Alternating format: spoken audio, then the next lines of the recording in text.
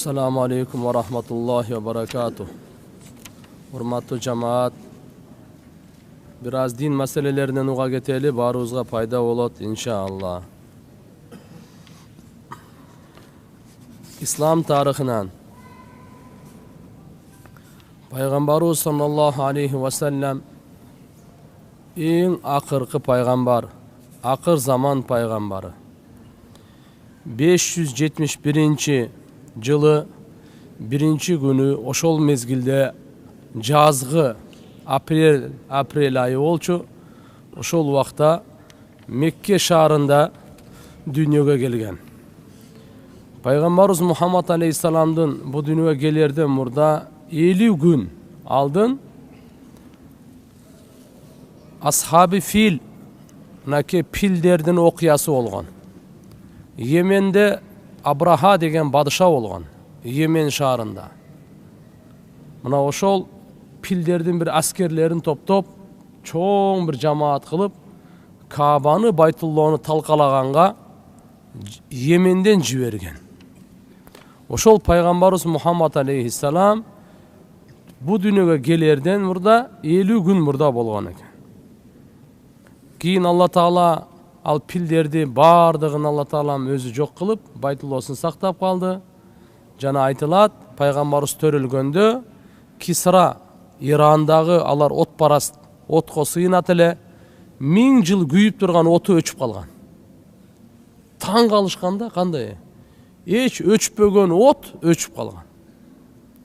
Kisra ошол Farslardын ошо падышасынын kan sarayına жер титирегенде 14 жадамда чоң шо стундар бол экен, сөлөкөттөр кулап түшкөн.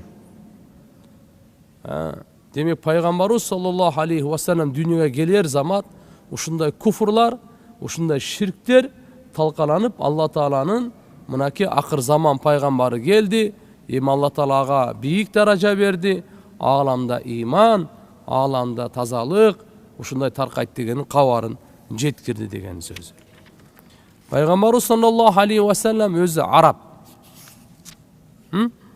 Araplardan dağı Kurayş urusundan, Kurayş'tın Banu Haşim urusundan. Peygamberimiz sallallahu aleyhi ve sellem özü aytat. Allah Taala İsmail peygamberin urpaklarından Kanana'nı tandap aldı, özgöçe kılıp, andan keyin Kurayş'ты tandap aldı, Kurayş'tın içinden Banu Haşim'ni tandap aldı, Banu Haşim'nin içinden meni tandadı deydi. Demek Peygamberimizin ata tegi dağı ушундай улуу заттар, улуу уруулардан болгон. Peygamberimiz sallallahu aleyhi ve sellem'den apasının atı Amina. Atasının atı Abdullah. Amina enemiz Banu Zahra dep koyat.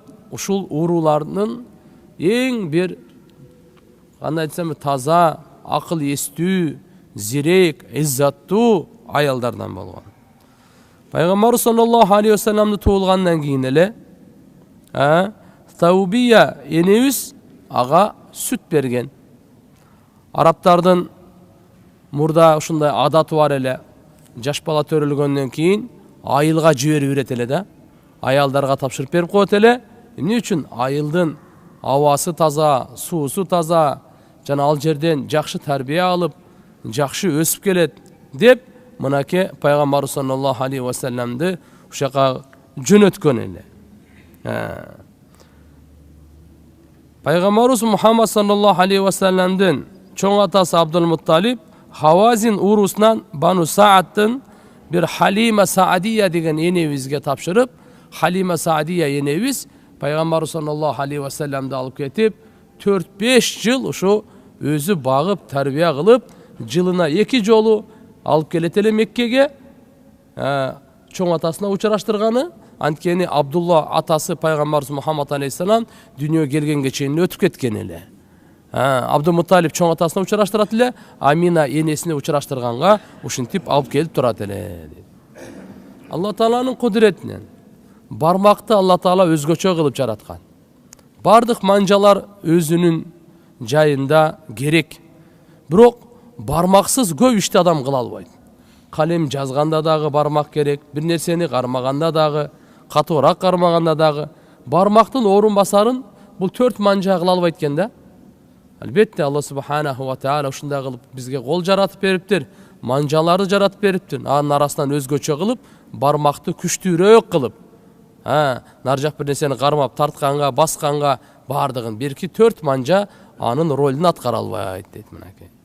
Бир фарыз турасында намазды таштап коюу Муслим шарифте келет. Жабир разияллаху анхудан риваят, пайгамбар саллаллаху алейхи ва саллям айтат, намазды таштап коюу бул капырлыкка жанаша кылып коет, капырлыкка бириктирип коет дейт.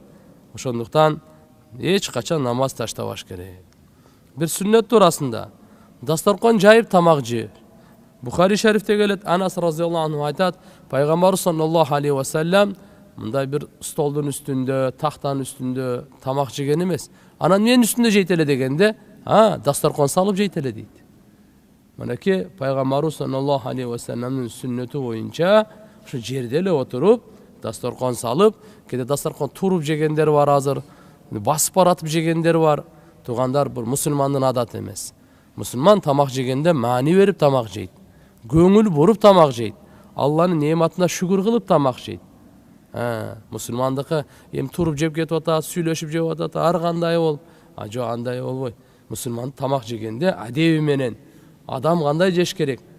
Патинкесин чечип, бут кийимин чечип, дастаркан салып, мынакей сүннөт пайгамбар саллаллаху алейхи ва саллям бизге үйрөткөн. Бир маанилүү амалдын фазилети турасында Куранды карап окуу. Куранды карап окуп, Куран пайгамбар саллаллаху алейхи ва саллям айтат, кимде ким Куранды карап окуп, ушуну адат кылып алса, Алла таала иншалла көзүнө ушундай бир пайда берет, мындайча айтканда көр болбойт деген сөз. Иншалла Курандын касиети, Курандын аяттын касиеттери, Куранды дайыма карап окуп жүргөндөрдүн көзү көр болбойт дейт мына. Бир күнөө турасында азан айтылгандан кийин мечиттен чыгып кетип калуу. Пайгамбар саллаллаху алейхи ва саллям айтат, кимде ким бир мечиттин ичинде азан угуп, кийин эч бир зарылчылыксыз эле мечиттен чыгып кетип калса, жана кайтып келгенге ниет да кылбаса, ал мунафык дейт. Мунафык деген мунафыктын амалын кылган киши мынакей. Эки жүздүү дегенди сөз. Эми мейли, мечиттин азаны өттү, тараты сынып калды, же бир зарыл иш болуп калды. Барып чыгып кайра келсе го мейли. Же болбосо бир шарий бир зарылчылык болуп калды, бир өтө катуу ооруп калды, же бир нерсе болуп кетти. Ошол учурлар менен анан кийин мечиттин ичине келип азан уккандан кийин намаз окубай кетип калуу, бул мунафыктыктын аламаттарынан, мунафыктын белгилеринен болот экен туугандар. Дүнүйө туурасында Мустадракта келет, пайгамбар саллаллаху алейхи ва саллям айтат, эки кишинин жүрөгү эч качан тойбойт. Биринчиси илимге ач көздүк болуп эч качан тойбойт, экинчиси дүнүйөгө, мал мүлккө дагы адамдын жүрөгү тойбойт экен эч качан. Ахирет туурасында Алла субханаху ва тааланын алдында тура турган күн бар. Куранда Алла таала айтат, эмне ал адамдар ишенбейби? Ал катуу күндө Алла тааланын азабы боло турган кыямат күнү Роббул аламин алдында бардык адам баласы турат ошондо. Эртеги кеч Алла таала тирилте деген өзүнүн алдында туруп эсеп китеп бере турган күн бар экен туугандар. Пайгамбарыбыздын медицинасынан ар кандай ооруга ооруну дарылоо. Тирмизи шарифте келет, Ибн Аббас радиаллаху анху айтат, пайгамбар саллаллаху алейхи ва саллям сахабалар көбүнчө температура болуп калганда жана башка оору болуп калганда мына ушу дуаны үйрөтөт эле дейт. Бисмиллахил кабир, аузу биллахил азим, мин шарри кулли иркин наар ва мин шарри харрин нар дейт. Курандын насааты, Куранда Алла субханаху ва таала айтат, эй адамдар, Алла тааланын силерге берген неаматтарын, жакшылыктарын эстегиле. Алла тааладан башка жаратуучуңар барбы дейт. Жок. Жер менен асмандан силерге ырызкы жеткирип турат го. Андан башка сыйынганга лайыктуу зат жок. Андай болсо силер кайда бурулуп баратасыңар дейт. Алла тааланы таштап, разычылыгын таштап, Алла тааланын өзүнүн силерге биздерге жашоо өткөрө турган бир жакшы динин берген, жоосун берген, ушуну таштап кайда баратасыңар? Айна тафикун. Фафирру илаллах. Аллага карайсыздар жүздөнгүлө, Аллага карайсыздар жүгүргүлө. Алланын кечиримдүүлүгү, рахматы, Алла тааланын берген өкүмдөрү, мына силерге биздерге Алла таалам өтө боорукер, Алла залым эмес. Алла таала кандай буйрук берсе, биздин бактылуулугубуз үчүн бериптир. Алла Таала кандай бир буйрук берди, дүйнө ахиреттин бизге пайдасы үчүн бериптир. Бизге мындай оорлук, бизди кыйнаш үчүн, биздин бактысыздыкка же болбосо бир жаман нерсеге бербептир да.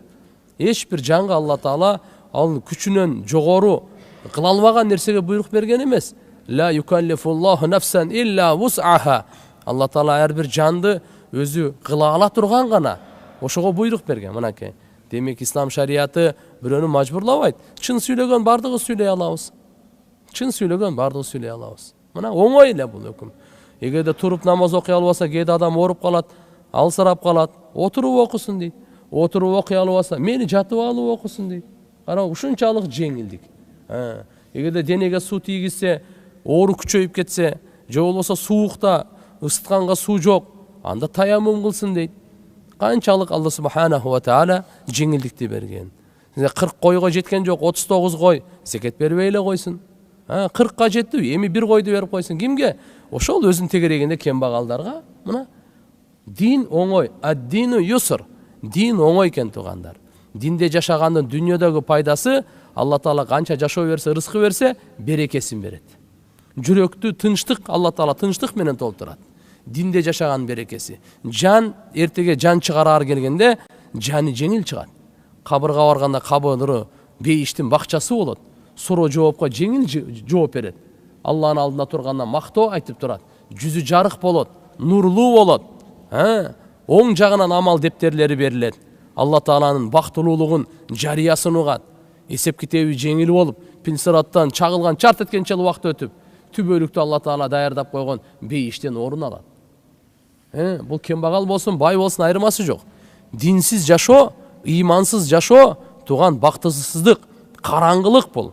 Кандай гана падыша болбосун, кандай гана бай болбосун, күчтүү болбосун, динсиз жашай турган болсо Алла Таала жүрөгүнөн эң биринчи тынчтыкты алып коет. Эртеге өлүм келгенде бунун жаны оңой чыкпайт. Кабырга барганда дозоктун чукурларынан бир чукур болот. Ага жылан менен чаянды Алла Таала үстүнө коюп коет. Кабыр кысканда кабыргалары бири-бирине кирип кете турган. Туган, кыямат күнү жүзү капкара болуп турат. Капкара. Амал дептери сол жактан берилет. Андан өткөн бактысыз киши болбойт. Жүзүн көтөрө албайт. Ташбоор периштелер чапкылап, ургулап, дозок алып барып таштайт буну. Дозокто түбөлүктүү азаптын Алла Тааланын каарында калат. Демек динде жашагандын пайдасы, динде жашабагандын зыяны ушунчалык чоң экен туугандар. Келиңиздер, баарыбыз иншалла динибизди үйрөнөйлү, ишенимдерибизди бекемдейли, ибадаттарыбызды дурустайлы, ортодогу мамилебизди оңдойлу, адеби ахлактарыбызды кооз кылайлы, алды берди маселелерди таза кылайлы. Мынакей Алла субханаху ва таала берген жашоосун, берген ырыскысын, берген мынакей Алла Таалам ден соолугун ушу кадырлап Алла Тааланын ыраазычылыгына иштетейли. Амин. Субхана раббика раббил иzzati амма ясифун ва саламун алал мурсалин валхамдулиллахи раббил аламин.